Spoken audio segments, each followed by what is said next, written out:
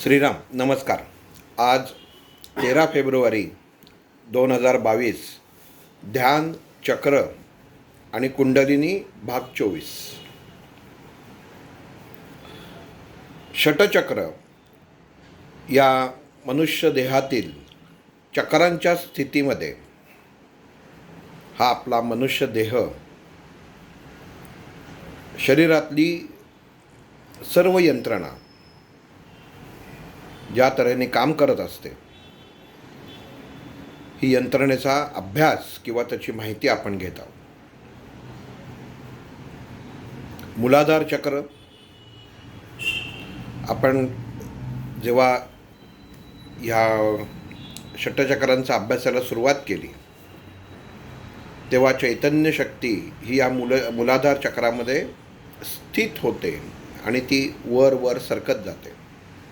प्राण हा चैतन्य रूपामध्ये मूलाधार चक्रापासून आज्ञाचक्रापर्यंत कसा प्रवास करतो याचं वर्णन आपण आणि त्याचे होणारे परिणाम हे आपण थोडक्यात या षटचक्र अभ्यासात पाहत आहोत.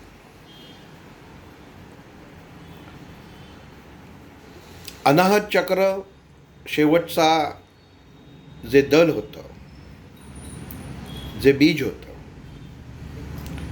ज्ञ असा त्याचा उच्चार केला होता, काढून दाखवला होता. असं आपण हे जर समोर डोळ्याच्या समोर आणलं तर वरची बाजू लहान आणि खालची मोठी, मागे दांडी असा त्याचा आकार होता. मागच्या भागामध्ये एक हरिपाळाचं उदाहरण दिलेलं होतं. हे उदाहरण ज्ञानेश्वरीच्या संदर्भात ज्ञानेश्वरीला धरून असं ते उदाहरण होतं.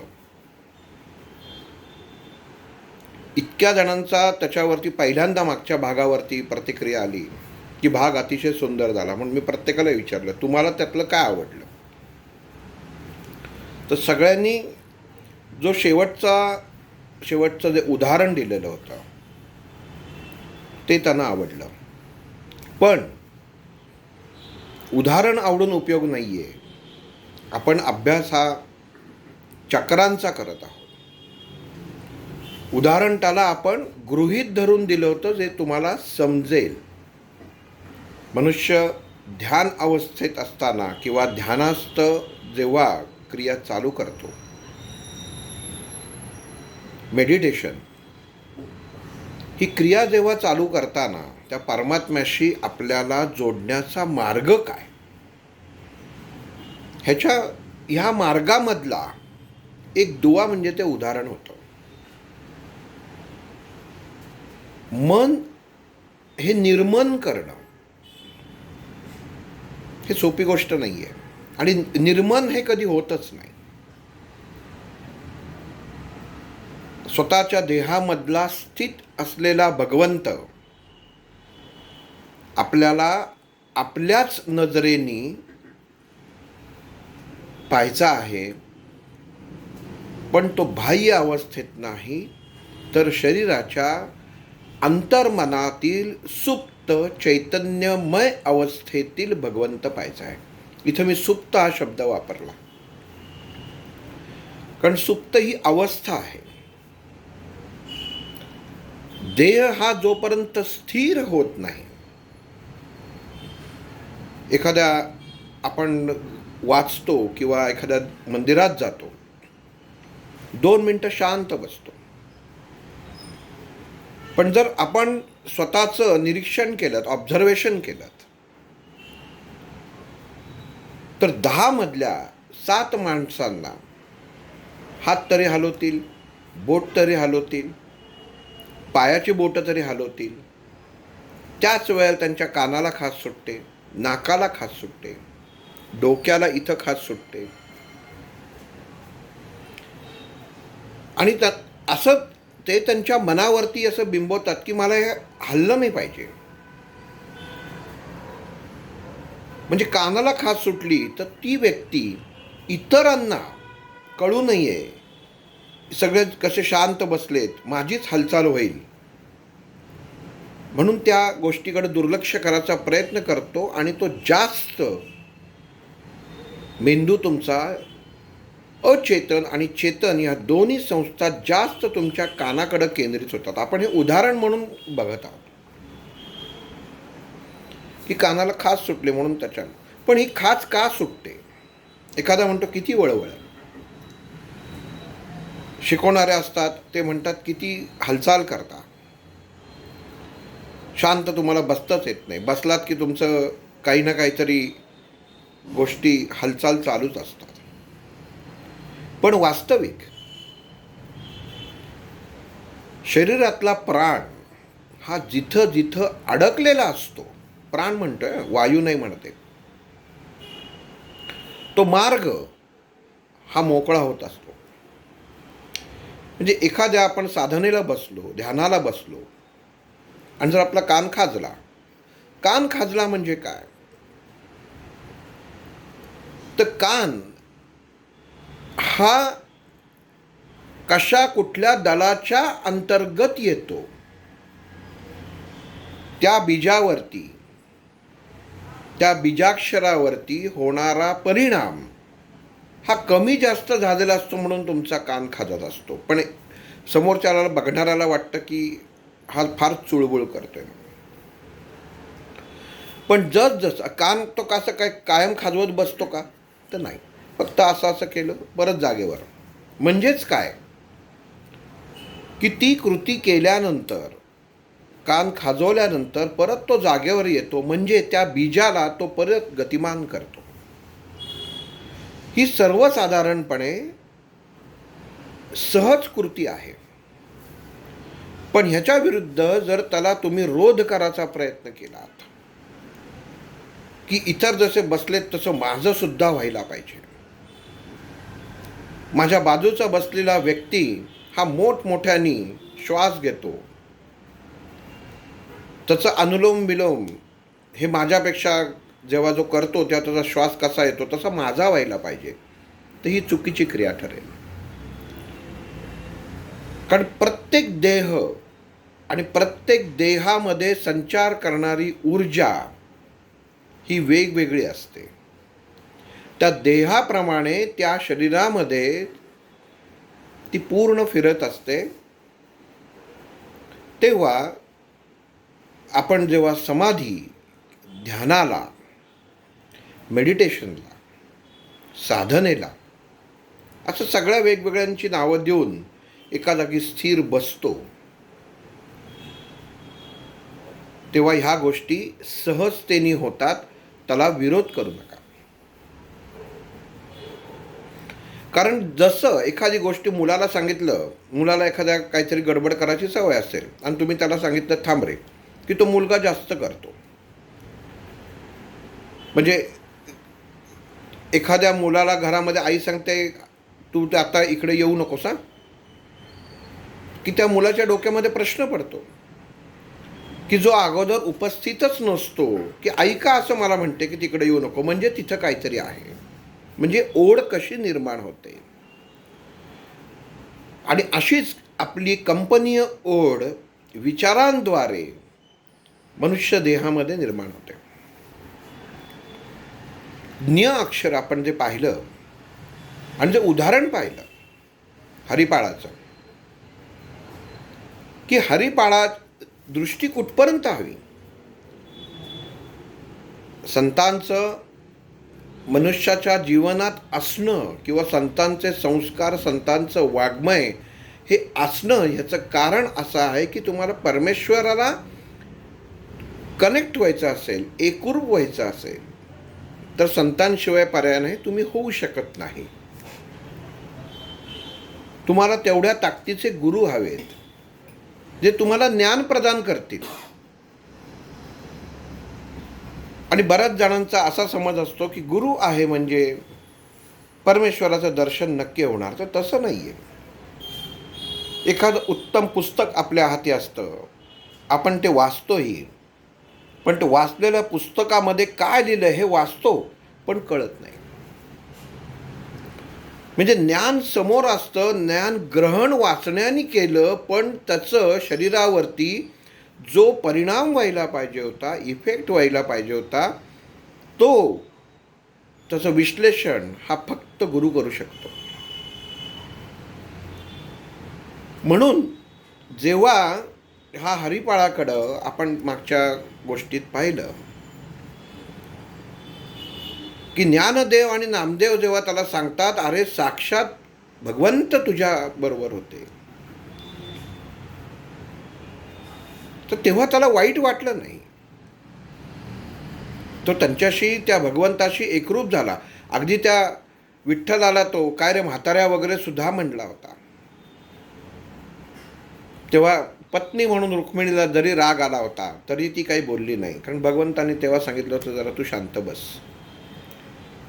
कारण एखादा चोर असेल तर त्याच्याकडनं अपेक्षा ती काय करणार, तो त्याच्या दृष्टीने कृती बरोबर करत असतो.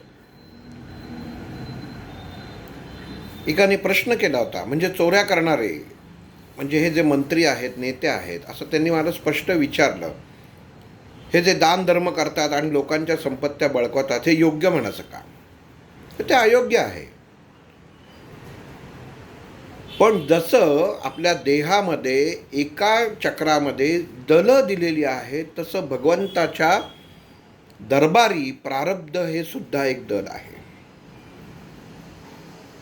सहजासहजी आपल्याला आपण म्हणतो की मी अमुक अमुक गोष्ट आत्ता खाल्ली, ती मी आणली आणि खाल्ली, तर तसं नाही आहे. भगवंताने ते गणित जमवलं. आपण म्हणतो भगवंत कसा गणित जमवेल? आणली तर मी आणली, पैसे तर माझ्या खिशातनं गेले. आणि ह्या माणसाच्या स्वभावामध्ये, विचारांमध्ये त्याला अक्कल तेव्हा येते जेव्हा तो शेवटच्या क्षणी भगवंताचं स्मरण करत असतो. तेव्हा त्याला कळतं की काही नाही, मी आणलेलंच नव्हतं.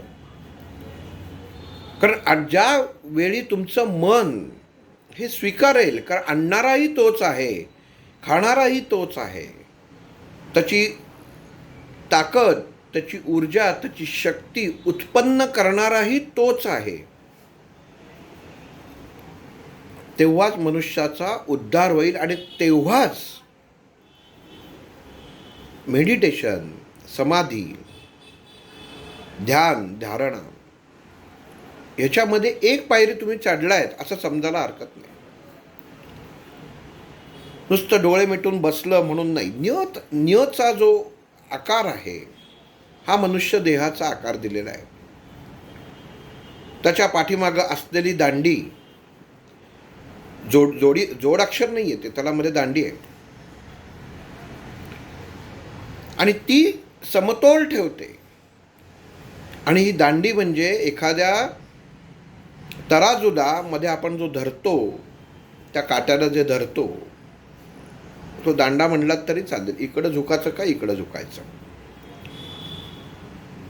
एका ठिकाणी माप ठेवलेलं असतं. म्हणजे जसा उचलला जातो तसं एक पारडं खाली जातं, पण नंतर जे आपल्याला घ्यायचं, धान्य घ्यायचं, ते भरलं जातं आणि समतोल केलं जातं.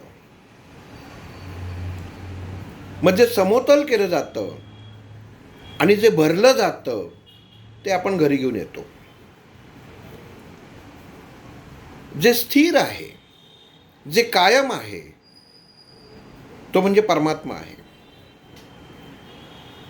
आणि जेव्हा ज्ञानामार्गाने, ज्ञानाने, कृतीने,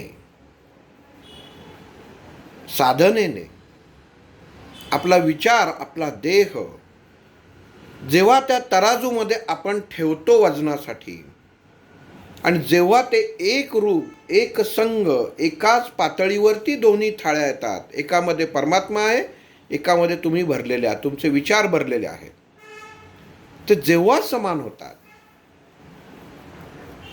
ती स्थिती म्हणजे ध्यान. निर्विचार स्थिती त्याला म्हणायचं. निर्विचार स्थिती कळली पण पाहिजे आणि न कळली पण पाहिजे. कारण जर जाणीव झाली नाही तर ही स्थिती निर्विचार आहे हे कळणार कसं? भगवंताला सुद्धा तुम्ही निर्विचार झालात म्हणजे तुमचं भगवंत सुद्धा तुमच्या बुद्धीतनं गेला. मग ज्ञ ही अवस्था जी आहे हृदयचक्रातलं हे जे दल आहे, हे दल तुम्हाला त्या भगवंताला, त्या परमात्म्याशी एकरूप करण्यासाठी लागणारी ऊर्जा प्रदान करतं. विशिष्ट ऊर्जा. आणि जिथं विशिष्ट ऊर्जा असते तिथं ती सारखी वापरली जात नाही. ठराविक ठिकाणी, ठराविक वेळी अशीच ती वापरली जाते. म्हणून न्य हे अक्षर जे आहे हे सगळीकडं वापरलं जात नाही. जी स्तोत्र मंत्र आहेत त्याच्यामध्येच वापरले जातात. अग्नितत्व जिथं आहे, वायुतत्वाला एकत्रित करून वायुतत्व घेऊन बरोबर अग्नी जिथं प्रगट होतो तिथं हे तत्व वापरलं जातं आणि तिथं हे बीज काम करतं. मग नुसतं ज्ञ असं जर तुम्ही म्हटलात तर तुमच्या लक्षात येईल की तुमच्या शरीरात तुमच्या एक उच्चार करून नका. न्य न्य असं 4-5 उच्चार करून बघा. प्रत्येक ह्याच्यामध्ये कळेल की तुमच्या एकदा कानातनं उच्चार होतोय, एकदा नाकातनं होतोय, एकदा घशातनं होतोय आणि एकदा मुखातनं होतोय. प्रत्येक वेळी उच्चार हा वेगवेगळा असतो, कारण विविधता ह्याच गोष्टीचं एकत्रीकरण आणि एकरूपता ह्या बीजामध्ये आहे. तराजू डोळ्यासमोर ठेवायचा आणि हे बीज आपल्या डोळ्यासमोर ठेवलं पाहिजे. मनुष्याला प्रेमभाव उत्पन्न व्हायला पाहिजे, मनुष्याला द्वेषभाव उत्पन्न व्हायला पाहिजे. प्रत्येक माणूस जो प्रेमरूपी असतो तो द्वेष पण करतो, राग पण करतो. आई वडिलांनी टाकून बोलले, आई वडील टाकून बोलतात, पण टाकतात का? टाकून बोलले ते तुझ्यासाठी, पण टाकलं का? तर टाकलं नाही. तुझा उद्धार होण्यासाठी, तुझं व्यवस्थित सर्व मार्गी लागावं म्हणून टाकून बोलले, पण टाकलं नाही. ह्याच्यामधला जो विचार आहे, ह्या विचाराची सांगड आपल्याला घालायची आहे. वास्तविक डॉक्टर काय म्हणायचे की ध्यान आणि धारणा करताना हे क्लासेस वगैरे घेतात तेव्हा 2-3च क्लासेस होते, आता गल्लोगल्ली क्लासेस झालेले आहेत. की मुळामध्ये भगवंताशी जो आपल्या शरीरामध्ये आहे त्याच्याशी एकरूपता तुम्हाला होण्यासाठी बाहेर जाण्याची गरज काय? म्हणजे मनुष्य देहामध्ये असलेला परमात्मा हा तुम्हाला बाहेरचा माणूस दाखवतो. जोपर्यंत तुम्ही जन्मताच जो तुमच्या बरोबर आहे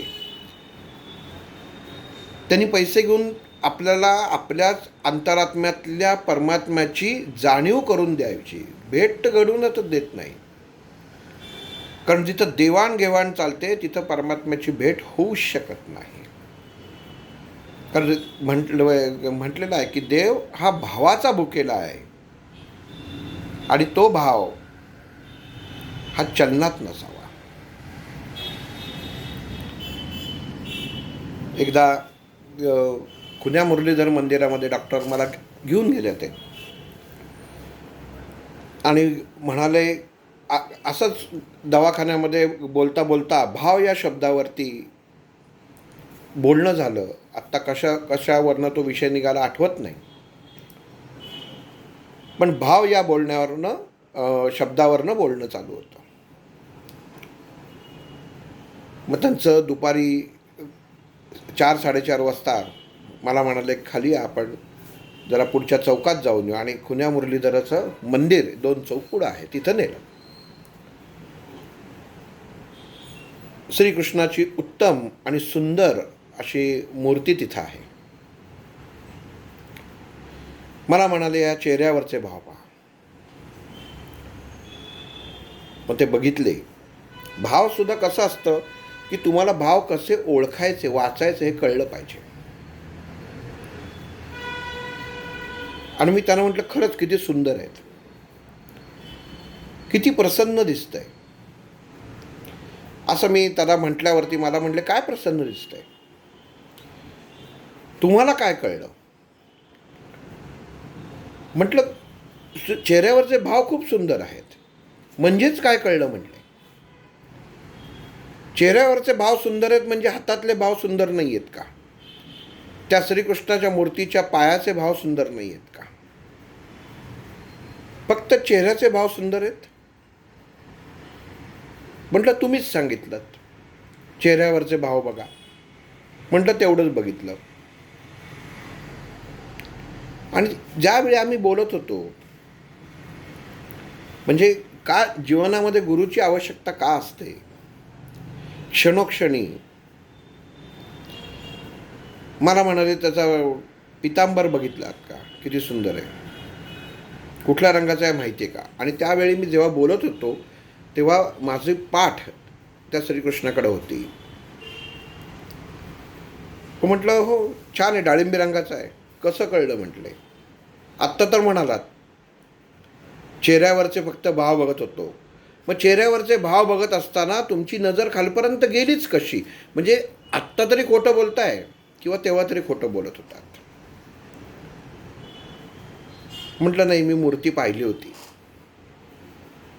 मग जे बघायला सांगितलं ते न बघता पूर्ण बघायचा प्रयत्न केलात, म्हणून जे बघायला पाहिजे होतं त्यातली ऊर्जा ही विभागली गेली. गंमत बघा, एखाद्या मूर्तीचा चेहऱ्यावरचा भाव आपण जेव्हा बघतो आणि जेव्हा आपण म्हणतो किती छान मूर्ती आहे, जर तुम्हाला त्या मूर्तीशी एकरूप व्हायचं असेल तर त्याच्या डोळ्यांमध्येच बघायला पाहिजे. आणि ती अवस्था प्राप्त व्हायला पाहिजे की त्या मूर्तीचा इतर तुम्हाला अवयव, देह हा दिसलाच नाही पाहिजे. आणि जर पुढच्या वेळी कागदावर नुसता डोळे काढले तर ती मूर्ती उभी राहील, हा भाव जेव्हा तुमच्या मनामध्ये उत्पन्न होईल त्या क्षणी समजायचं की तुम्ही तुमच्या ध्यानाची, मेडिटेशनची दुसरी पायरी पास केलेली आहे. की जिथं आहे तिथं दिसलं नाही पाहिजे आणि जिथं नाही आहे तिथं ते दिसलं पाहिजे, इतकं मन एकरूप व्हायला पाहिजे. आणि मग तिथनं आम्ही रिक्षा केली, मंडईत गेलो.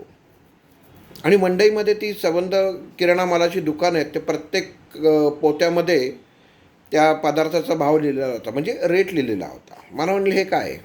म्हटलं, रेट आहे. म्हणजेच काय म्हणले? म्हटलं, भाव. याचा भाव काय? हे चलित आहे म्हटले, हा व्यवहार आहे, शब्द एकच आहे.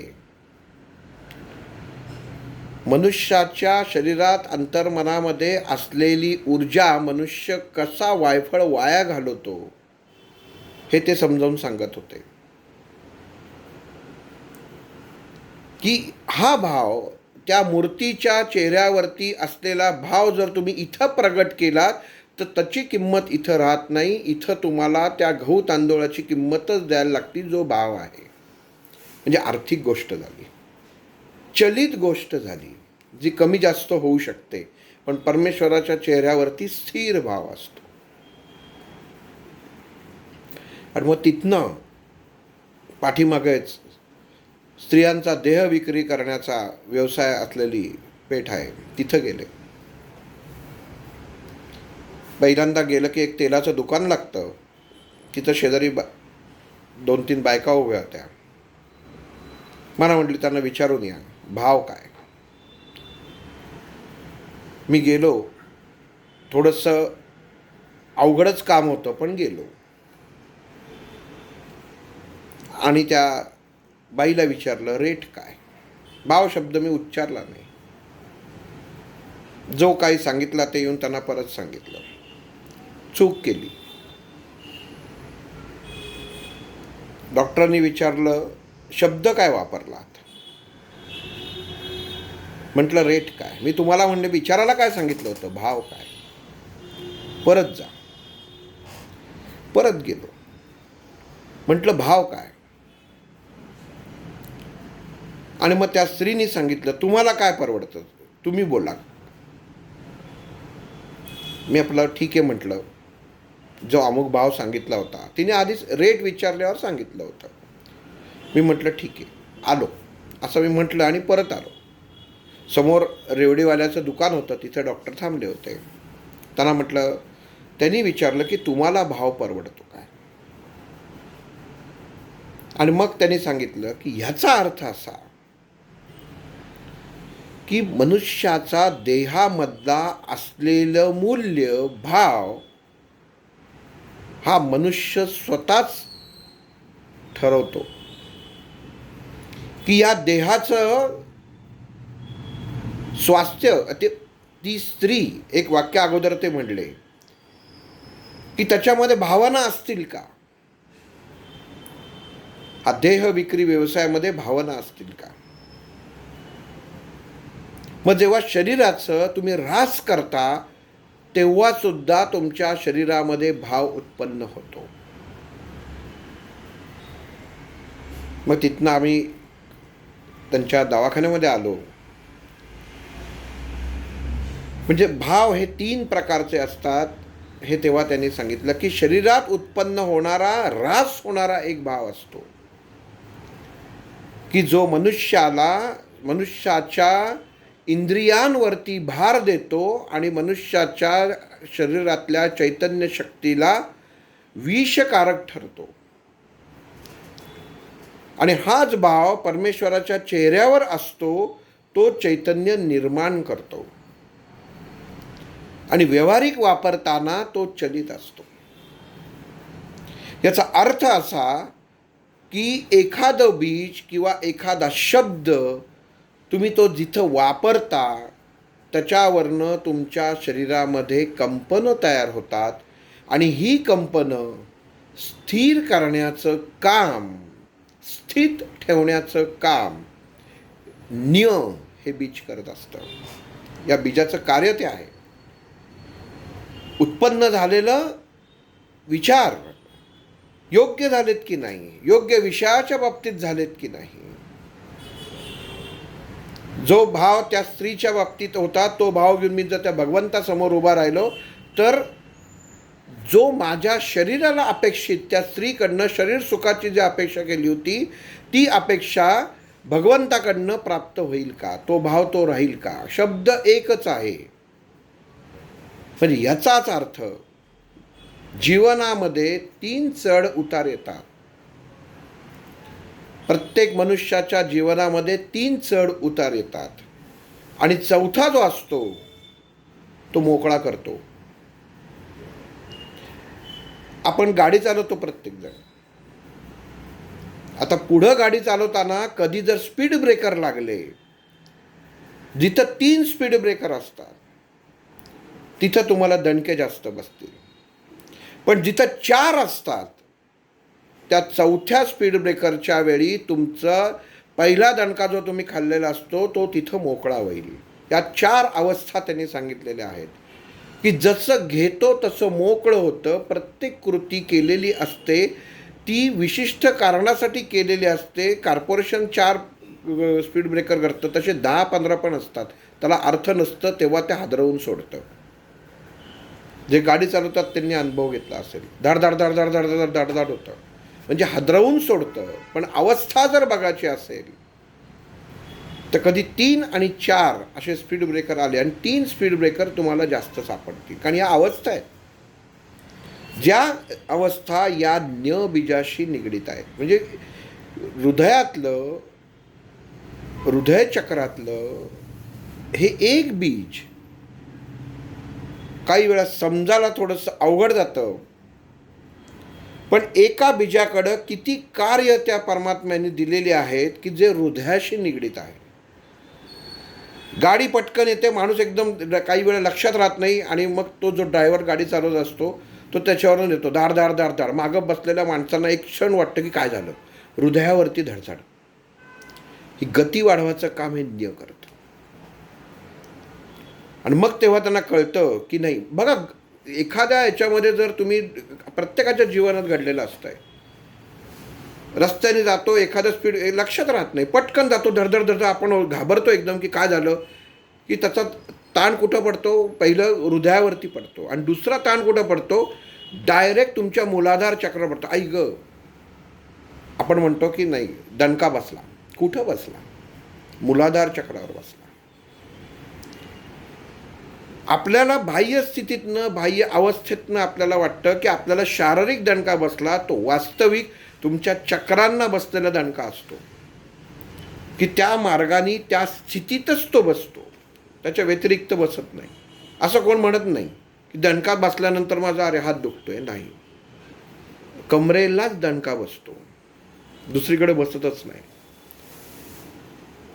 का बसतो? आपण एक हा विषय घेतला तर म्हणतील हा माणूसच मूर्ख आहे. पण जेव्हा तुम्ही हृदयाचा अभ्यास करत असता, हृदय चक्राचा अभ्यास करत असता,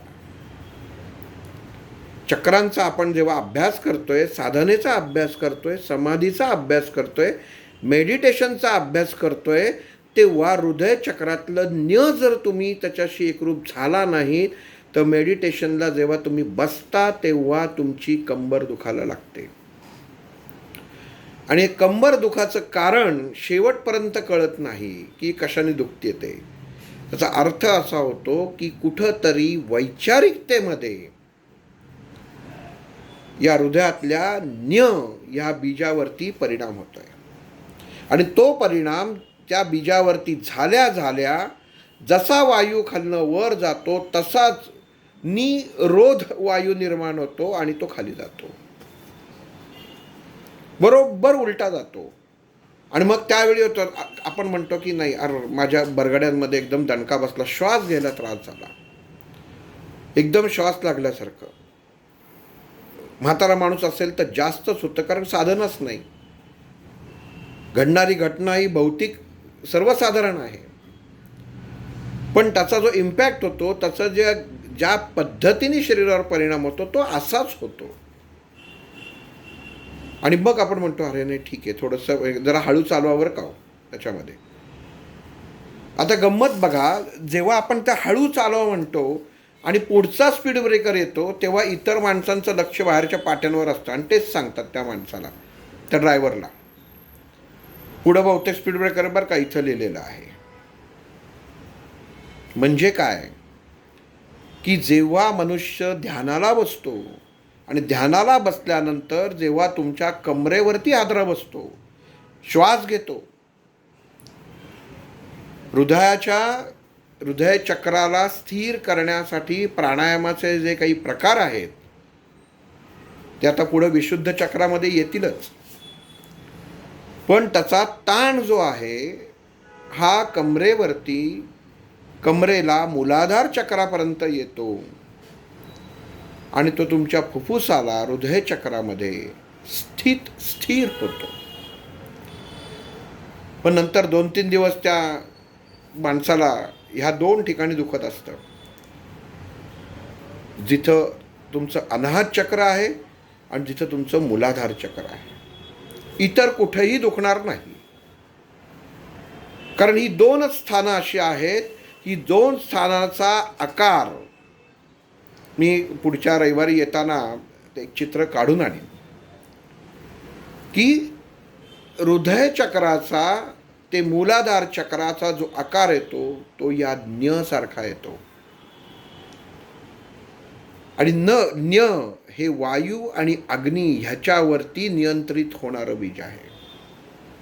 म्हणून तो नंतर वायू इथं बरगडीत दुखायला लागतं. मग नंतर माणूस म्हणतो 1-2 दिवस माझ्या जरा बरगडीत थोडं दुखलं, इतका दणका बसला. का बसलं? बरगडीत का दुखतं? तर वायू, अग्नी आणि वायू ह्यांचा जो समांतरपणा आहे हा जातो. म्हणून बीज जे दिलेलं आहे, मगाच्या गोष्टीत जसं सांगितलं की ज्ञानेश्वरांनी जेव्हा त्या हरिपाळाला सांगितलं की तू भगवंताला ओळखलं नाहीस आणि त्याला मनामध्ये दुःख होतं की रात्री मी ह्याला काय वाटेल ते बोललो, ज्याच्या पायाजवळ सुद्धा उभं राहायची माझी योग्यता नाही त्याच्या खांद्यावर हात ठेवून त्याची गचंडी मी धरली, बोला, तरी पांडुरंगाने काही केलं नाही. का? कारण पांडुरंगांना संतांचं दर्शनच झालं नसतं. म्हणजे समाधीमध्ये मेडिटेशनमध्ये ऊर्जा ही दोन्ही बाजूनी समप्रवाहित व्हायला लागते. जेव्हा मनुष्य देह, मनुष्य विचार, मनुष्याची चैतन्य शक्ती त्या परमात्म्याशी एकरूप होते, त्याच वेळेला त्या परमात्म्याची सुद्धा चैतन्यमय शक्ती ह्या देहाशी एकरूप होते. ती अवस्था प्राप्त होणं म्हणजे ध्यान लागणं आहे. ही अवस्था प्रत्येक मनुष्याच्या देहामध्ये जन्मतः जागृत असते. फक्त मनुष्य हा कर्मकांडामध्ये जन्मापासून गुंतलेला असतो आणि त्या विषयापासून तो लांब जातो आणि ती एकरूपता त्याला साध्य होत नाही. मेडिटेशन करताना, साधना करताना आपला देह आपण ओळखायचा. एक 2-3 भागाच्या अगोदर सांगितलं होतं की मनुष्याला आपलाच देह आपल्याला ओळखता आला पाहिजे. सकाळी उठल्यानंतर आपण 2 मिनिटं आपल्या देहाशी बोललं पाहिजे. कान काय आहेत? तुझ्यासाठी ऐकतायत. कधी त्यांना आपण असं करतो, कसा आहेस रे बाबा, बरा आहेस ना? कधीच नाही करत. लक्षच नाही. नाक कधी विचारतो, कसा आहेस रे बाबा, तुला काही श्वास घेताना त्रास नाही ना? नाही. पण परमात्म्याने अशी सोय करून ठेवलेली आहे. चक्रात गडबड करतो, नाकात सर्दी होते, तिथं जातं. जी कृती तुम्ही जन्मताच करायला पाहिजेत ती कृती होत नाही. आपल्या शास्त्रामध्ये पूजा सांगितलेली आहे. प्राणायाम करतो आपण, अगदी असं हे सगळे करतो. कशासाठी? आपल्या देहाची ओळख मनुष्याला राहिली पाहिजे. चुटकी कधी वाजवतो? एखादा झोपेला आला की आपण वाजवतो चुटकी. का वाजवतो? ही आज्ञाचक्र, सब पॉवर स्टेशन, ज्याच्या भोवती असलेला जो आभास आहे हे जायचं काम करतं असं. आणि मग नंतर आपण पूजेला लागतो. मग हीच क्रिया तुम्ही जर रोज 2 मिनिटं स्वतःच्या देहाकडे लक्ष ठेवून केलीत तर किती सोपं होईल ती. म्हणून रोज आपल्या देहाशी 1 मिनिटं बोलणं खूप गरजेचं आहे. 2 मिनिटं बोला. मला गणित डॉक्टरांनी 2 मिनिटाचं सांगितलं होतं म्हणून तुम्हाला 2 मिनिटाचं सांगतो की 2 मिनिटं तरी बोलावं. प्रत्येक अवयवाशी बोला. आणि तुमच्या शरीरामध्ये असलेला एखादा जर तुमचा हात दुखत असेल तर त्याला विचारा, का रे बाबा दुखतोयस? काय तुला त्रास आहे? माझं तुझ्याकडे बघणं कमी झालं का? तो हात दुखाचा थांबेल. का थांबेल? की त्या अवयवाला कळेल की माझ्यामुळे या देहाला त्रास होतो. इतकी सोय भगवंतांनी आपल्या देहामध्ये ह्या चक्रांच्या मार्फत करून ठेवलेली आहे. नुसतं मांडी घालून बसलं आणि डोळे मिटलं म्हणजे ध्यान नाही. एकरूपता म्हणजे ध्यान आहे. आणि ह्या ध्यानाच्या अवस्थेमध्ये ही ध्यान अवस्था प्राप्त होण्यासाठी आपण आता विशुद्ध चक्रामध्ये प्रवेश करू. 16 पाकळ्यांचं हे चक्र, मूलाधार चक्र, मणिपूर चक्र, स्वाधिष्ठान चक्र, यांच्या मार्फत जो प्राण येतो तो या विशुद्ध चक्रात येऊन स्थिर होतो. आणि मनुष्य देहामधलं जसं प्रत्येक चक्र म्हणताना म्हटलं हे चक्र खूप महत्त्वाचं, तसं हे चक्र खूप महत्त्वाचं. कारण हे चक्र ज्याला समजलं त्याला ध्यान योग कळला, त्याला कुंडलिनी योग कळणार आहे. कारण जसं उच्चारताना करतो की ध्यान चक्र कुंडलिनी. बरेच जण विचारतात कुंडलिनी कधी येणार, ध्यान कधी येणार. एका क्षणामध्ये आपल्याला सगळ्या पायऱ्या गाठायच्या नाही आहेत. हळूहळू जायचं आहे पुढं. आणि आता इथं विशुद्ध चक्रामध्ये प्रवेश करताना जेव्हा प्राण येतो तिथपर्यंत, तर याची पहिली स्थिती कशी आहे ते आपण समजून घेऊ. जशी ह्या विश्वाची निर्मिती झाली, उत्पत्ती झाली, त्या अबीजापासनं आ ही 3 बीज मुख्यत्वा ही प्रधान बीज म्हणून या विशुद्ध चक्राकडे पाहिलं जातं. 7 दरवाजे, 7 द्वार,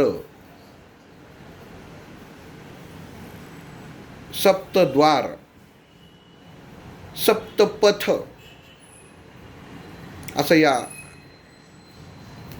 घसाताला म्हणू आपण,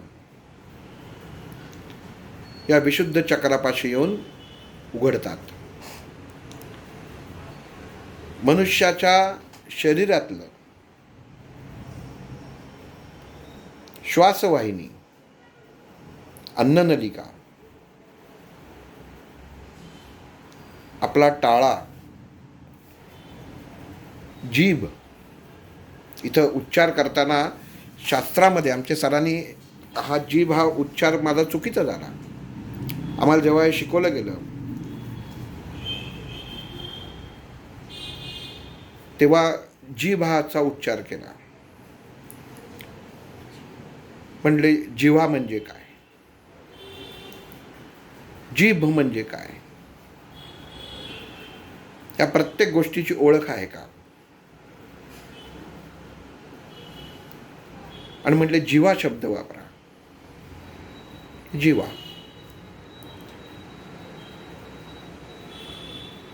व त्याच्याबरोबर तुमचा घसा, थायरॉइड.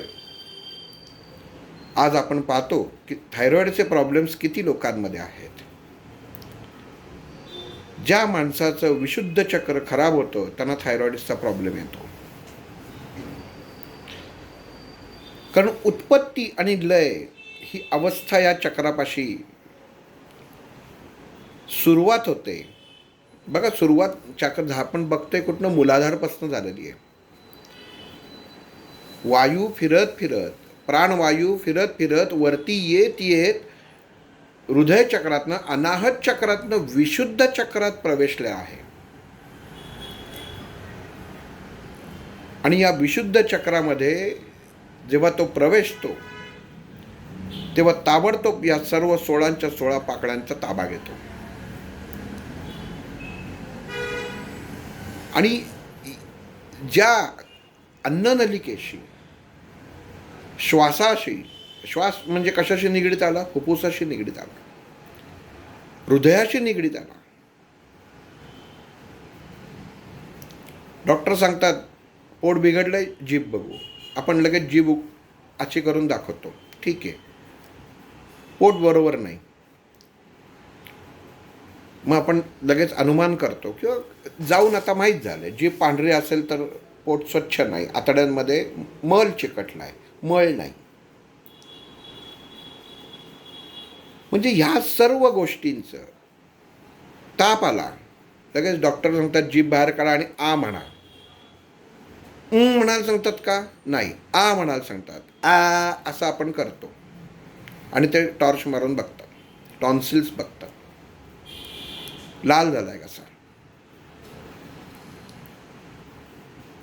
कानामध्ये घसा जेव्हा खराब होतो, ऐकण्यामध्ये अडचण निर्माण होते, सर्दी खोकल्याचा त्रास डोळ्यासमोर आला की जेव्हा घसा बिघडल्यामुळं उष्णता झाली शरीरात, घसा लाल होतो. असं कुठलीच गोष्ट नाही, कुठलाच रोग नाही की ज्याचं निदान या विशुद्ध चक्रावरनं होत नाही. शरीरामध्ये असलेल्या प्रत्येक गोष्टीचं, प्रत्येक दलाचं, प्रत्येक बीजाचं नियंत्रण या सप्तद्वारांद्वारे या विशुद्ध चक्रामध्ये केलेलं आहे. आणि त्यातलं फक्त हे बीज आज आपण पाहणार आहोत. कारण विशुद्ध चक्रामध्ये नाव काय आहे तर विशुद्ध. विशुद्ध म्हणजे विशेष तऱ्हेने केलेलं शुद्धीकरण. मग एकदा मला डॉक्टरांना मी प्रश्न विचारला होता, म्हणजे विरुद्ध नाही का? कारण आपण असं अर्थ लावतो ना, अघटित घटना घडली तर असेल की ते विरुद्ध. असामान्य हा शब्द बघितल्यावर कशा म्हणजे की सामान्य नाही म्हणजे काय, सामान्यापेक्षा वरची स्थिती. मग तसं विशुद्ध म्हणजे विशेष. शुद्ध कसं आहे, देहाचं शुद्धीकरण जे केलं जातं ते ह्या विशुद्ध चक्रामध्ये असलेल्या सर्व 16 पाकळ्यांवरती संस्कार करून केलं जातं. त्याचं कारण असं की मनुष्य देहाची जी सुरुवात होते ध्वनीची ती ह्या चक्रापासून होते. आणि तो शिकवायला लागत नाही किंवा त्याच्यावरती संस्कार करायला लागत नाहीत. जन्मताच ते मूल म्हणतं. आणि ह्या शब्दाचा माऊलींनी उच्चार केला आहे अकारो ब्रह्मा. म्हणजे ह्या उच्चारापासूनच जग निर्माण झालं आहे, या अपासूनच जग निर्माण झालं आहे. पण जिथं निर्माण झालं आहे तिथंच ते संत पण आहे. आणि ह्याचा मेळ जिथं होतो ते स्थान म्हणजे हे विशुद्ध चक्र. कारण एखादी घटना सहज घडणे आणि त्याच्या विरुद्ध घडणे, हा माझा कान मी धरला, हा जर ओढला तर ते कानाला वेदना होणार आहेत. पण ह्या क्रियेमध्ये तुम्हाला जाणून बुजून तुमच्या अवयवांना इजा करायच्या, इजा म्हणजे त्रास द्यायचा आहे आणि तुमचं शरीर असं तयार करायचं आहे की ते अवयव त्या गोष्टीला एकरूप होतील किंवा इंग्लिशमध्ये युजर्स फ्रेंडली होतील. सारखं जर आपण कान ओढलं ह्याच्यामध्ये तर हा दुखणार आहे. पण एक क्षण अशी अवस्था येते की तो कान आपल्याला तो दुखणं बंद होतं, म्हणजे वेदना होतात. आणि या वेदनेतनं म्हणजे असह्य या स्थितीतून सह्य ही स्थिती गाठणं, अवघड गोष्टीतनं सहज गोष्ट प्राप्त करणं, त्रासदायक गोष्टीतनं सहज मार्गी लागणं म्हणजे विशुद्ध आहे. आणि ह्याच्यामध्ये एक योग मध्ये येतो तो म्हणजे हठयोग. टेंबे स्वामींनी त्यांच्या पोथीमध्ये दिलेला आहे, हठयोग पूर्ण दिलेला आहे. त्याच्यात काही मुद्रा आहेत, जालंधर बंध म्हणून एक मुद्रा येते त्याच्यामध्ये, की तुमची जीभ आहे ही तुम्हाला ओढून बाहेर काढायला लागते. पण गंमत अशी आहे की आपण साधारण श्वास घेताना हा सरळ घेत असतो, प्राणवायू जेव्हा जातो तेव्हा. पण ही जी विशिष्ट हे जे साधक असतात, हे जे टेंबे स्वामी झाले किंवा अजून काही कित्येक महाराज असे आहेत की ज्यांचा या हठ योगावरती कमांड होती, वर्चस्व होतं, त्यांचे श्वास हे पश्चिमेकडनं वर जातात. त्याच्यामध्ये आपण जीभ जर वर केली तर आपल्याला ती कळेल की खाली एका ठिकाणी जोडलेली आहे. तर तिथनं एक नस हा भाग नीट ऐकून नीट समजून घेणं खूप गरजेचं आहे. कारण क्लिष्ट आहे पण खूप गरजेचं आहे. ती एक नस कापली जाते, म्हणजे असं धरून चाला, हे कापड आणि मी हे धरून ठेवलेलं आहे असा. तर खालचा भाग काढला, आता हे जर पुढे यायचं असेल तर मला हा जो आधार आहे हा तोडायला लागेल. हे जोपर्यंत तोडणार नाही, कारण इथं हे बांधलं गेलेलं आहे, तोपर्यंत ही पुढचं वरचं बोट हालणार नाही. पण जसं हे काढीन तसं ते वरचं बोट पुढं सरकायला सुरुवात होईल. तसं जिभेचं आहे. अशा ठिकाणी जीभ कापली जाते पुढं, आणि जिथनं जीभ आपली चिकटवलेली आहे, चिकटवलेलीच म्हणायचं त्याला, जी गोष्ट निघते ती चिकटवलेली म्हणतात. चिकटलेली गोष्ट निघू शकते, कायम स्थित नाही आहे. हात चिकटवलेला आहे का? नाही. पण जीभ चिकटवलेली आहे, कारण योग क्रियेमध्ये ही क्रिया तुम्ही करू शकता. आणि ही क्रिया, ती नस कापली जाते, मागची नस कापली जाते, आणि जीभ जी आहे ती जर एवढी बाहेर असेल तर ती जास्त बाहेर येते की ती पूर्ण, आणि ती जीभ हलवायची. आणि ही जी क्रिया आहे ह्याला जालंधर बंध काही जण म्हणतात. हठ योगामध्ये ही क्रिया येते. थोडासा योग मी नंतर सांगणार आहे, एक एक जसं अक्षर पुढं जाईल तसं सांगणार आहे की आपण समाधी अवस्थेत कसं जाणार आहोत. शरीराला त्रास सहन करायला हवा. वाळवंटात गेलात तर तप्त वाळवंटामध्ये बसून सुद्धा तुमचा देहाला, मुळामध्ये मनुष्य सुख शोधतो, शारीरिक सुख शोधतो, आणि ते नष्ट करायचं काम हे विशुद्ध चक्रामधल्या पाकळ्या करत असतात. म्हणजे काय? तुमच्या शरीराची सहनशक्ती. एखाद्याला सांगितलं बाहेर आत्ता 12चं ऊन आहे, उन्हाळा आहे, वरती काळी फरशी टाकलेली आहे, तप्त वातावरणामध्ये वाळू तापलेली आहे, तिथं जा आणि बस आणि प्राणायाम कर, ध्यान कर. तो म्हणजे मूर्ख आहेस का? अंग वाजून निघेल. म्हणजे काय झालं? शरीर आणि भौतिक गोष्टींमध्ये अडकला. पण ह्या योगामध्ये या सप्तद्वारांना, या चक्रामध्ये प्रवेशलेल्या सप्तद्वारांना तुम्हाला ताब्यात ठेवायचं आहे. तुम्ही 12च्या उन्हामध्ये जाऊन उभे राहिलात तरी तुम्हाला ती जाणीवच होत नाही की मी 12च्या उन्हात उभे. ते दुसऱ्याला होते, जो बघतो त्याला सवय नसते, त्या देहाला होतच नाही.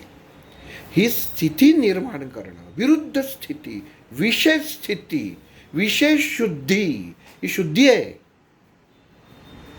आणि ही शुद्धी निर्माण करण्याचं काम ज्या ठिकाणी होतं, जी दल करतात, जी बीज करतात, ते चक्र म्हणजे हे विशुद्ध चक्र, विशुद्ध, म्हणून त्याला नाव विशुद्ध दिलेलं आहे.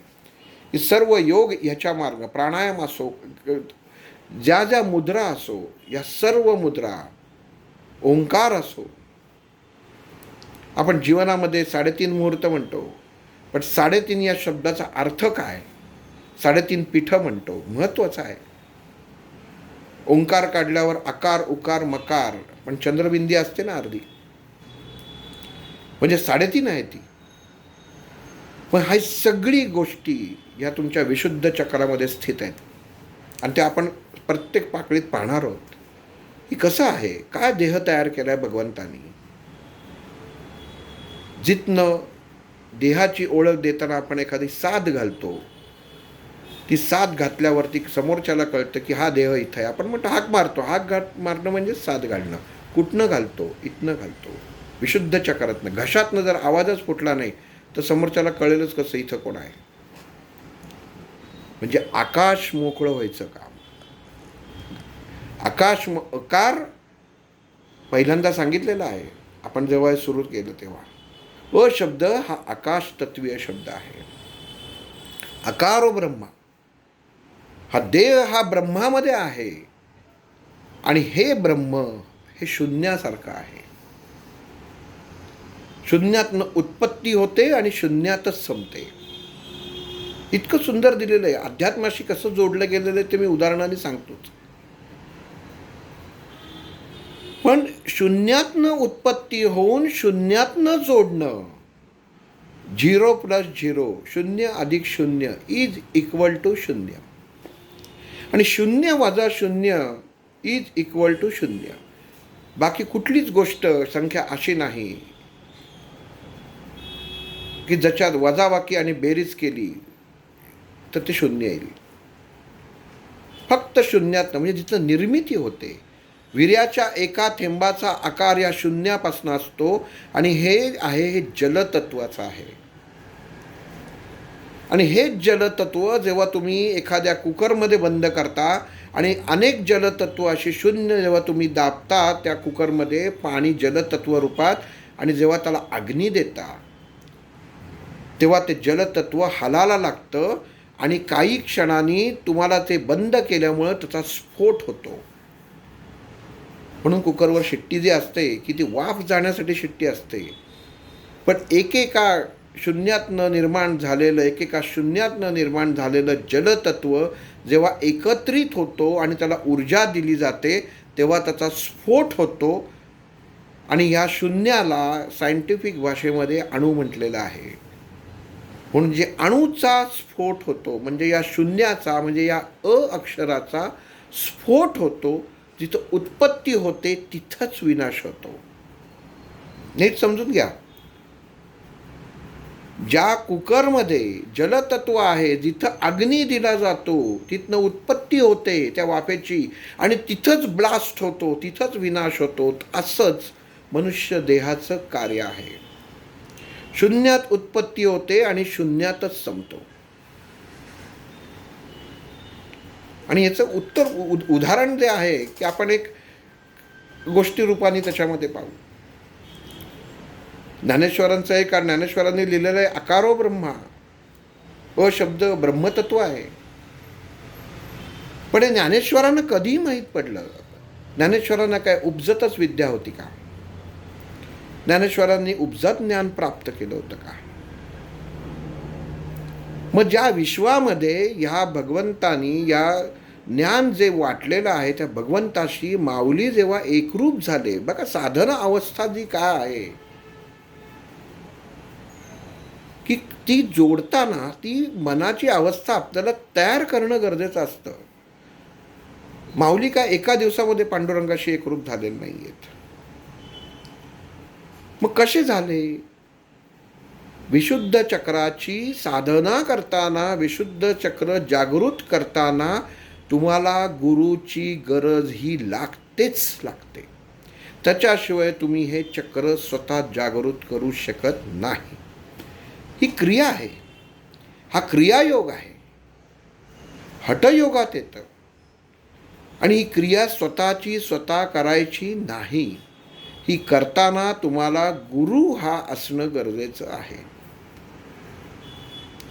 मग माऊलींनी कसं केलं? शून्यातनं जग त्यांनी सांगितलं. अकारो ब्रह्मा, शब्दाची आपण बघतोय व्याख्या की ब्रह्माची उत्पत्ती कशी झाली ती परमेश्वराबरोबर. आपण एक लक्षात घ्या, आता हा विचार करताना तुम्ही असं लक्षात घ्यायचं की तुम्ही मांडी घालून बसलेले आहेत आणि तुम्हाला ध्यान करायचं आहे. पण ध्यान परमेश्वराशी एकरूप होताना मधला कुठले मार्ग आणि कसे गाठायचे आहे हे आपण पाहतोय चक्रांमार्फत. मग जी माहिती आपल्याला हवी, तो मार्ग कसा जावा, कसा पास करायचं, जे GPS हवं ते आपण GPS पाहतोय मार्ग. मग माऊलींचं GPS काय होतं? मग माऊलींना ज्ञान कुठनं प्राप्त झालं तर ते निवृत्तीनाथांकडनं झालं. आता कसं झालं? एक छोटंसं उदाहरण सांगतो त्यांचं.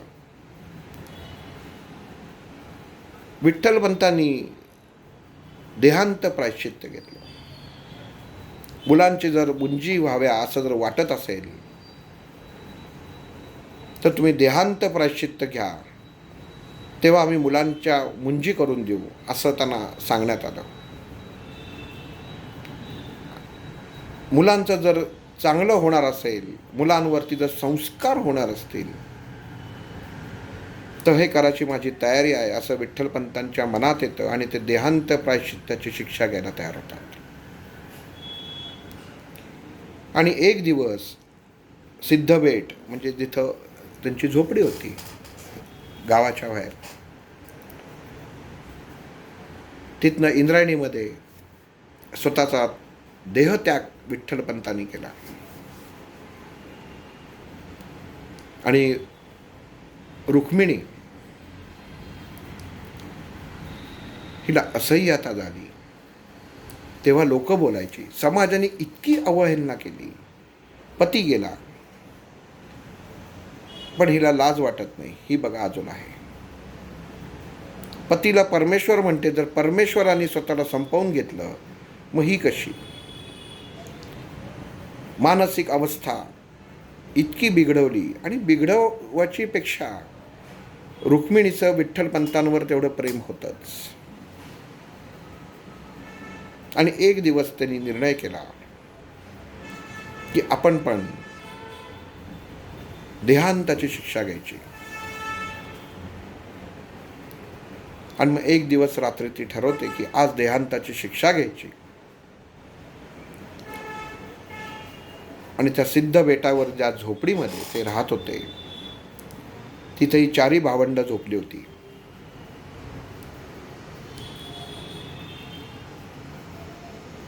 कर्तव्य म्हणून रात्रीची जेवणं पती जरी नसेल तरी करणं रुक्मिणीला प्राप्त होतं, ते तिने करून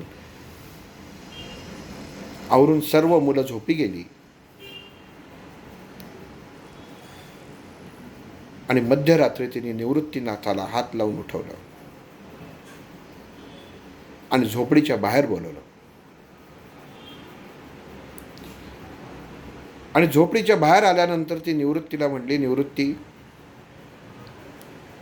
मी आज एक मागणं तुझ्याकडे मागते. आपण एका बीजाचा अभ्यास करतोय हे लक्षात ठेवून तुम्ही ही गोष्ट ऐकायची.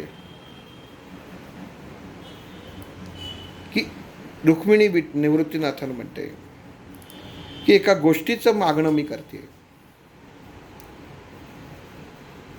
नवरा गेला आणि आता त्याच्या मागे मलाही जायला हवं. नवऱ्याशिवाय हे जग स्त्रीला जगू देत नाही, हे तर तू पाहिलेलंच आहेस. आणि त्यांचं बरोबर आहे, यांच्या मागं मी काय राहणं योग्य नाही. निवृत्ती तेवढेही मोठे नव्हते की या सर्व गोष्टी त्यांनी लगेच स्वीकाराव्या. आणि त्या आईला म्हणाले, आई तू का म्हणतेस मला कळत नाही.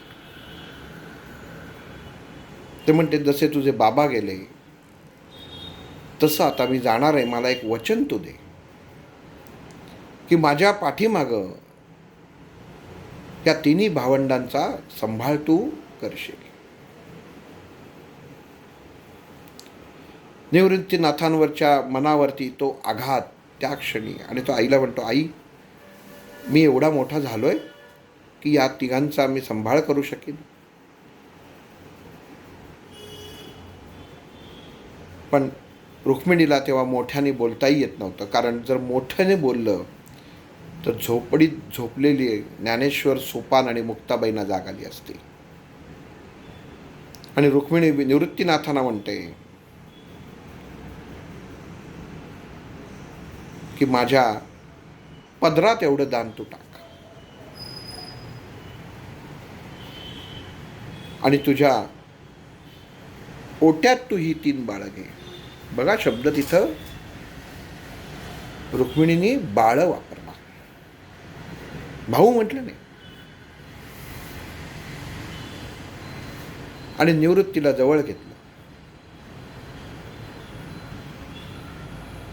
आणि ज्यांनी ज्ञानेश्वरी लिहिलेल्या आहेत त्यांनी सांगितलं, ज्या क्षणी निवृत्तीला रुक्मिणीने हृदयाशी लावलं त्या क्षणी रुक्मिणीच्या हृदयातली प्रेमभाव, प्रेममाया निवृत्तीमध्ये प्रगट झाली. निवृत्तीनाथांचं एवढं वय नव्हतं, पण कधीतरी आपल्या आईने आपल्यासाठी काहीतरी स्वतःसाठी मागितलंय, जीवनात पहिल्यांदा मागितलंय. पण निवृत्तीनाथ रुक्मिणीला म्हणतात, आई मी सकाळी हे उठले तर ह्यांना उत्तर काय देऊ. त्यांनी आई मागितली तर मी काय सांगू. रुक्मिणी त्यांना निवृत्तीचा हात हातात घेते आणि म्हणते की तूच त्याची आई आहे. निवृत्तीनाथांकडनं एवढं वचन घेऊन रुक्मिणी स्वतःचं जीवन संपवायला जातात. झोपडीमध्ये येऊन निवृत्तनाथ काय विचार मनामध्ये नाहीत, कारण वैचारिकताच जिथं बंद पडलेली असते अशा अवस्थेत बसतात. मंद ज्योतीमध्ये 3 बालकं, 3 बाळं ते तिन्ही तेजस्वी चेहरे निद्रा अवस्थेत असतात.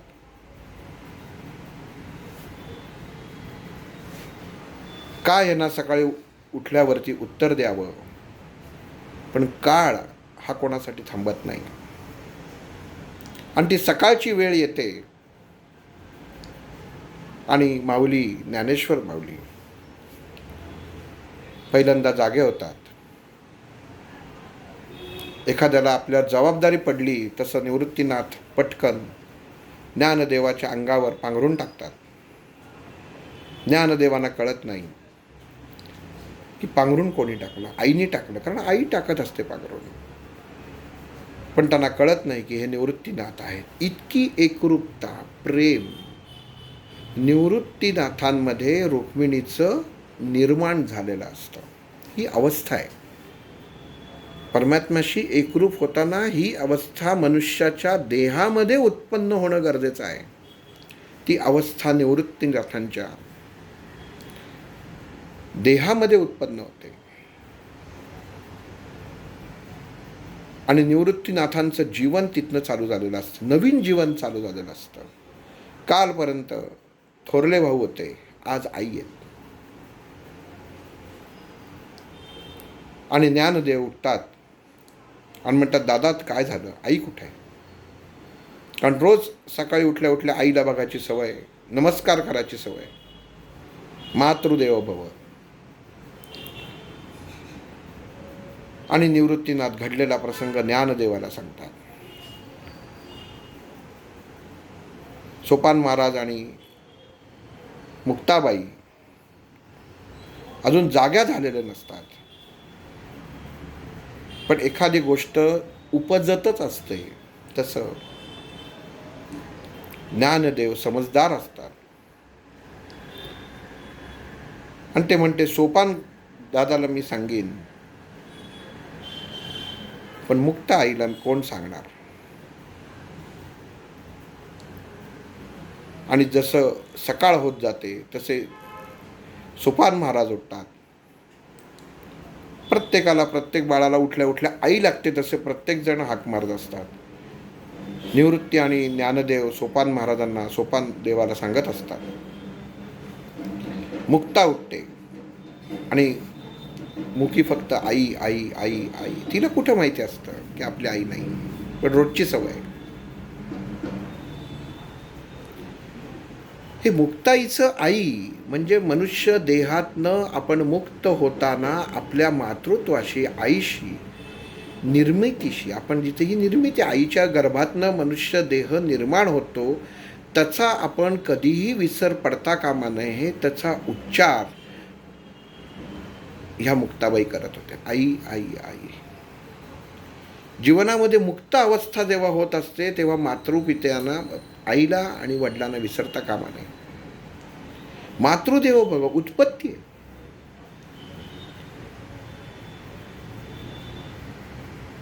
आणि मुक्ताबाईंना कळत नाही काय झालं. आणि निवृत्तीनाथ आणि ज्ञानदेव सांगतात, मुक्ते, कारण मुक्ताबाईवरती शैक्षणिक संस्कार हे ज्ञानदेवांचे असतात.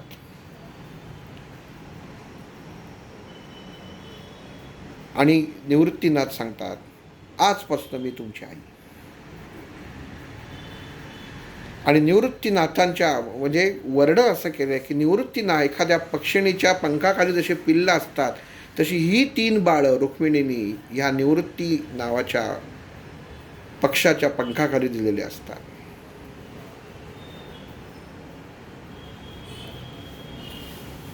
आणि जसं पुढं जातं जीवन, पुढं सरकायला लागतं, कारण वेळ आणि काळ कोणासाठी थांबत नाही. तसं निवृत्तीनाथ ज्ञानदेवांना जगाला ज्ञान दे, जगाला ज्ञान वाट हा जेव्हा आदेश देतात, हा आदेश कसा येतो ह्याची पण अजून एक गोष्ट सांगतो. विठ्ठलपंत आणि रुक्मिणी जेव्हा एका डोंगरावरती मुलांना घेऊन फिरायला गेलेले असतात, आणि तेवढ्यात नेमका एक वाघ समोर येतो आणि वाघ समोर आल्या आल्या सगळेच जण घाबरतात आणि प्रत्येक जण दिसेल त्या दिशेने धावायला लागतो.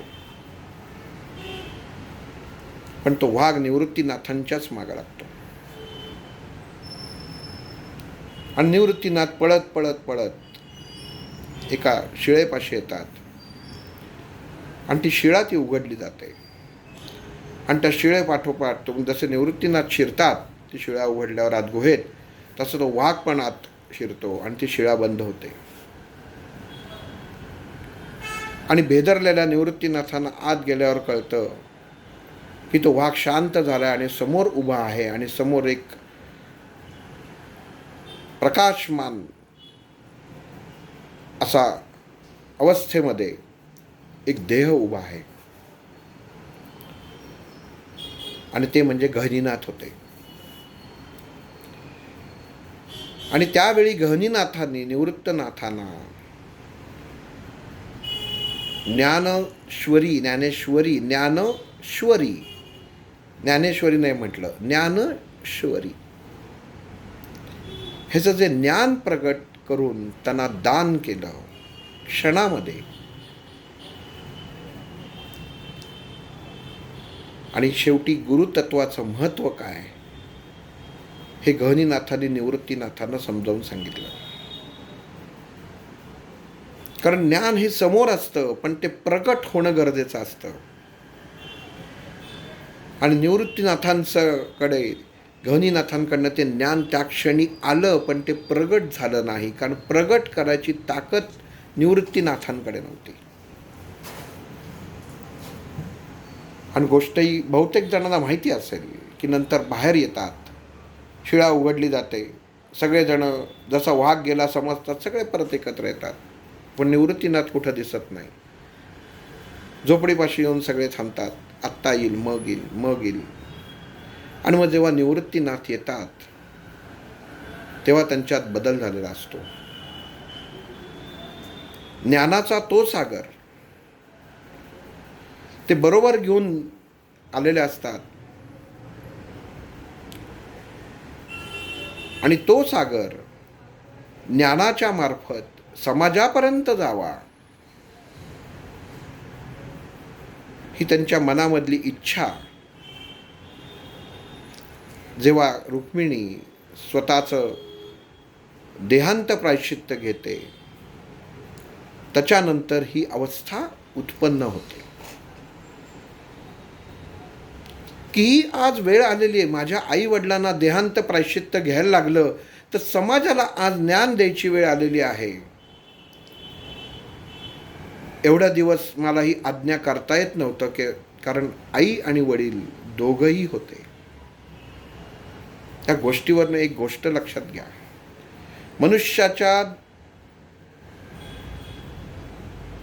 मनुष्य देहावरती जोपर्यंत छत्र असतं तोपर्यंत त्याला कशाची कुठल्याही गोष्टीची तमा बाळगाची गरज नसते. हे आपण झ बीजामध्ये आणि छ बीजामध्ये पाहिलेलं आहे, छत्र म्हणजे काय. पण ज्या क्षणी ते नष्ट होतं त्या क्षणामध्ये गणित कसं बदलतं. आणि निवृत्तीनाथांना त्या क्षणी वाटतं आता ज्ञानदेवांची ह्या समाजाला ज्ञान द्यायची वेळ झालेली आहे. आणि मग ते ज्ञानेश्वरांना आदेश देतात की तुम्ही ज्ञानेश्वरी जगाला सांगा.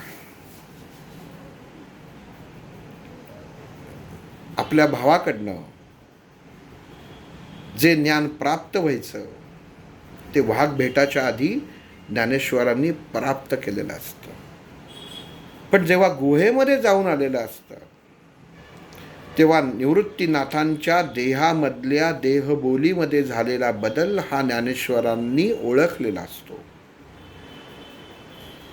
म्हणजे अगोदरचे निवृत्तीनाथ आणि आत्ताचे निवृत्तीनाथ ह्याच्यामधला बदल हे ज्ञानेश्वरांनी ओळखलेला असतो. आणि त्या क्षणापासून त्यांनी मनात धारण केलेलं असतं की हाच माझा गुरु. आणि गुरु म्हणून ते निवृत्तीनाथांना नमस्कार करतात आणि मग समाजाला ज्ञान द्यायला जे ज्ञानेश्वरी झाली हे एकमेव उदाहरण आहे की गुरुचं ज्ञान इतकं असताना त्या गुरुच्या ज्ञानाचं सांगितलेलं नसताना बघा गंमत कशी असते. भाऊ म्हणून जे ज्ञान निवृत्तीनाथांनी गहिनीनाथांची भेट होण्या अगोदर माऊलींना दिलेलं असतं ते ज्ञान, आणि जेव्हा गुरुचा स्पर्श ज्ञानेश्वरांचे माथा जेव्हा निवृत्तीनाथांच्या पायावरती टेकवलं जातं की आजपासनं तू माझी आई, त्या क्षणी ते ज्ञान निवृत्तीनाथांकडनं माऊलींकडं जातं. ज्यावेळी रुक्मिणी निवृत्तीनाथांना छातीशी जेव्हा ती घेते, कवटाळते, त्या क्षणी त्या आईचं हृदय त्या निवृत्तीनाथांमध्ये येतं. तसंच हे ज्ञान निवृत्तीनाथांकडनं माऊलींकडे येतं आणि मग माऊलींनी ते जगाला सांगितलेलं आहे. म्हणजे जिथं उत्पत्ती झाली, बघा एखादा विनाश झाला, आई वडिलांनी जर देहांत प्रायश्चित्त घेतलं नसतं तर ही ज्ञानेश्वरी आलीच नसती, ही ज्ञानेश्वरी झालीच नसती. कारण निवृत्तीनाथांना त्या भूमिकेत शिरण्यासाठी, या गोष्टींची अधिकारी गोष्टीमध्ये जाण्यासाठी, भूमिकेत वावरण्यासाठी जी अवस्था निर्माण होण्याची गरज होती, निर्माण झाली ती फक्त जेव्हा आई वडिलांचं छत्र हरपलं तेव्हाच झाली. म्हणजे एका गोष्टीचा जेव्हा लय झाला त्या क्षणी दुसऱ्या गोष्टीची उत्पत्ती झाली. आणि हेच भगवंतांनी भगवद्गीतामध्ये अध्याय नंबर 2 मध्ये चक्रभेदन या श्लोकामध्ये सांगितलेलं आहे. आपलं हे चक्र खूप मोठं जाणणारं आहे, कारण अतिशय गूढ आणि खोलात आहे. पण एवढी खात्री मी नक्की सांगतो की ज्या क्षणी हे चक्र संपेल त्या क्षणी तुम्ही स्वाध्यायाची, अध्यात्माची आणि समाधीची ती अवस्था प्राप्त केली असेल जी तुम्ही आजपर्यंत कधीही केलेली नसेल. या गोष्टीतनं एक गोष्ट शिकण्यासाठी आहे की मनुष्य जीवनामध्ये घडणाऱ्या सर्व गोष्टी, आपल्या सभोवताली घडणाऱ्या गोष्टी आपण नष्ट होतो म्हणून दुःख करत बसतो, पण ते दुःख न करता त्या गोष्टीतनं एखादी नवीन गोष्ट उत्पन्न होणार असते. त्याच्यासाठी एका कोणाला तरी मिटायलाच लागतं. हा सृष्टीचा नियम आहे. अजून तर ज्ञानेश्वरीमध्ये ह्या गोष्टीमध्ये पांडुरंगाची भेट व्हायची. जशी बीज पुढं जातील तशी ती पांडुरंगाची भेट होते. आणि जेव्हा निवृत्तीनाथ म्हणतात की हा पांडुरंगच आज माझे आईबाप, आपले आईबाप, तेव्हा ती ज्ञानेश्वरांचे 16 वय पूर्ण झालेलं असतं. ते हळूहळू येईल, सांगेल त्याच्यामध्ये. विशुद्ध चक्र, 16 पाकळ्यांचं चक्र, अकारो ब्रह्मा ह्या ज्ञानेश्वरींच्या उपाधीप्रमाणे ओंकारातला पहिला शब्द अ हा आपण या विशुद्ध चक्रात पाहत आहोत. हाच अ पुढच्या भागात पण आपण पाहणार आहोत. श्रीराम.